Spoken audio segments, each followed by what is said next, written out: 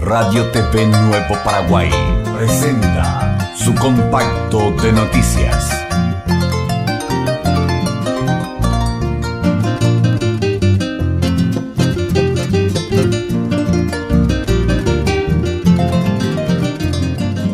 Lo que me corresponde como periodista, me voy a tocar netamente sobre la cobertura específica que se realizó en Curuguatú el 15 de junio del año pasado, donde fallecieron 17 personas, ¿verdad?, entre campesinos y policías. Nosotros, cuando nos enteramos, todos estamos acá en Asunción, directamente nos llegó una noticia de que había una invasión y que había problemas. No sabíamos realmente qué es lo que pasó hasta que llegamos al lugar, ¿verdad? Cuando nosotros llegamos era una confusión total porque veíamos el cuerpo de todos que venían de aquí para allá, veíamos a gente llorando, no teníamos realmente la idea de lo que pasó en el lugar.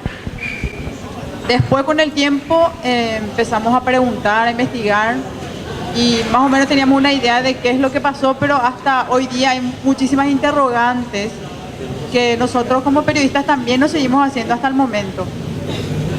Ocurrió la masacre, hubo un desorden total, tanto por parte de la policía como de la fiscalía y el propio gobierno, que no sabía cómo manejar tantas muertes que vino de golpe. Entonces, como suele ocurrir en hechos como estos, comenzaron a correr los rumores que la tierra era de la familia Riquelme.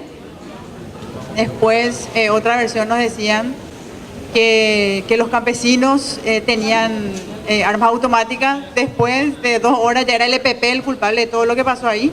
Era un millón de informaciones que no sabíamos cómo manejar también en ese momento, porque había un bombardeo de información.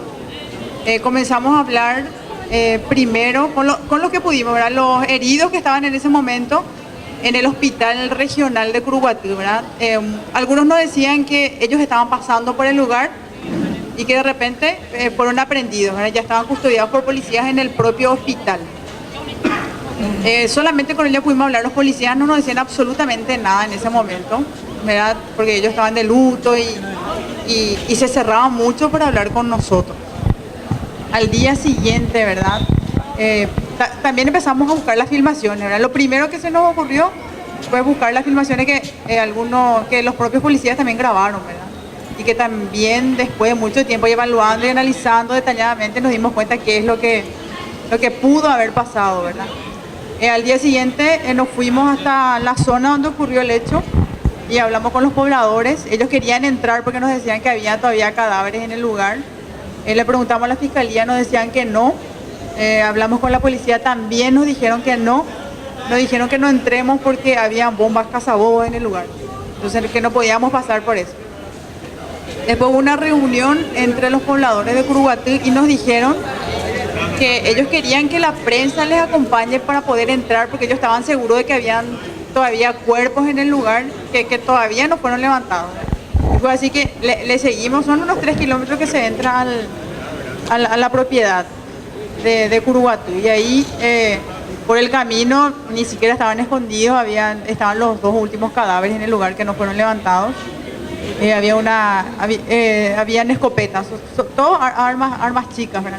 No armas así de grueso calibre como se le dice.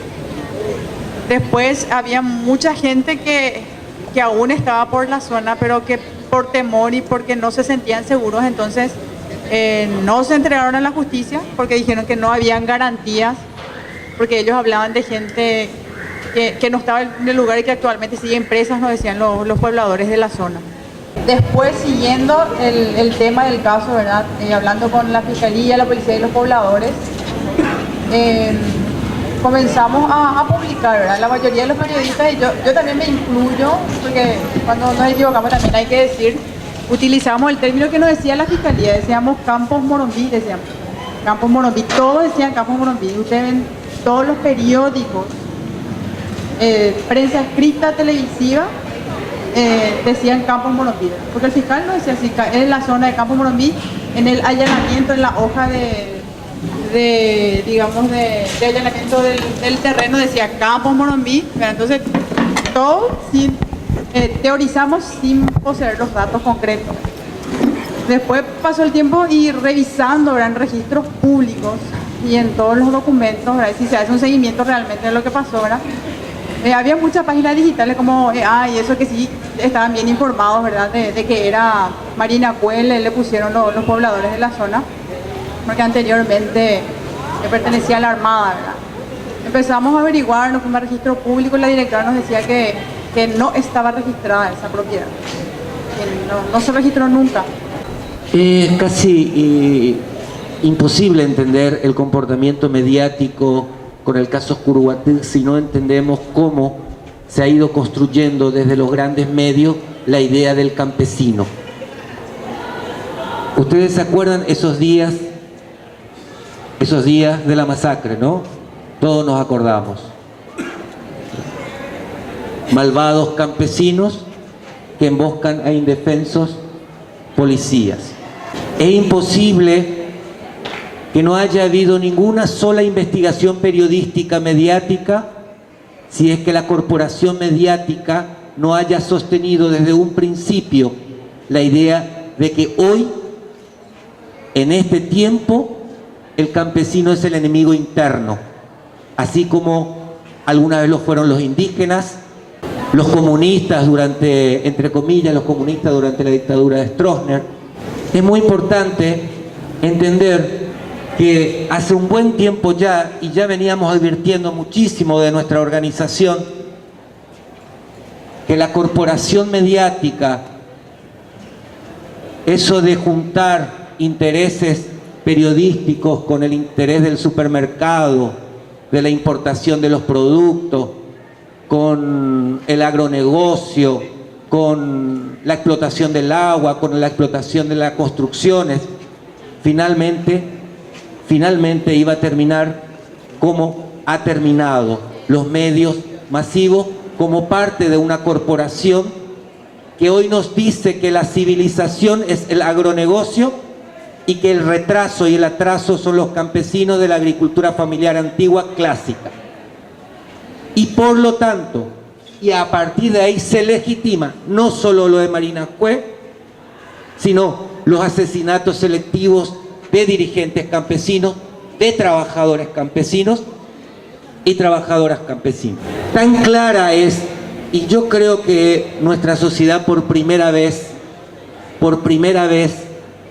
sintió lo que es un golpe corporativo, es decir, cuando todas las corporaciones se juntan para asestar un golpe definitivo o preventivo, que en este caso tiene, creo, las dos dimensiones. Los primeros 3 días de aquella masacre fueron básicamente de electroshock, lo que podríamos configurar como electroshock, es decir, someter a la población a un estado de terrorismo comunicacional que no conoce esta población, no lo conoce, y los posteriores 3 días, cuando se debía dar el paso de formalizar aquel golpe sicario y corporativo, cercar a la población para que no se manifieste por el temor, por el supuesto temor de que lo iba a matar a la gente, de que iba a volver la masacre de marzo del 99.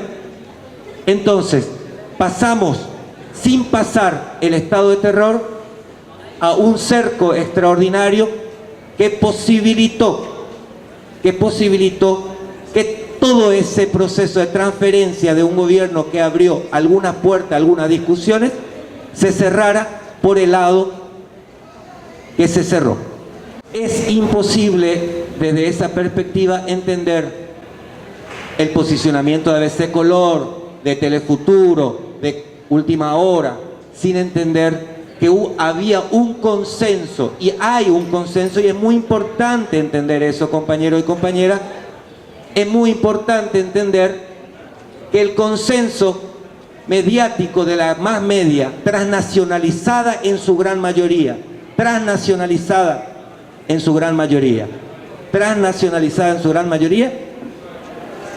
ha cerrado con ese golpe la discusión sobre la tierra, o ha intentado cerrar con ese golpe sicario del 15 de junio la discusión de la tierra. ¿Por qué es importante entender? Porque al entender y al comprender, nosotros debiéramos arbitrar nuevas formas de relación con ese poder económico y con sus brazos políticos, hoy en el Parlamento o en la Presidencia. Y yo espero que la historia les revierta en la madre a esta gente, pero les revierta en la madre porque han matado gente y siguen matando gente asociado a la Monsanto, a Cargill, a ADM, a la narcoganadería que gobierna 4 departamentos de este país, en los fondos de Concepción donde se dice que está el EPP. Si uno hiciera una investigación clara, sencilla, se daría cuenta quiénes son los sectores que gobiernan esos territorios y esos corredores del narco. Digo, compañeros, cierro con esto. Si la lección es categórica, la reacción debe ser categórica. Debe ser organización y entender que necesitamos estructuras mediáticas pequeñas, sencillas, lo que fueran, pero que defiendan nuestros intereses. Esta gente ya no lo va a hacer, ya no la hará. Olvidémonos de eso. Y se lo dice un compañero trabajador de prensa, ya no lo hará.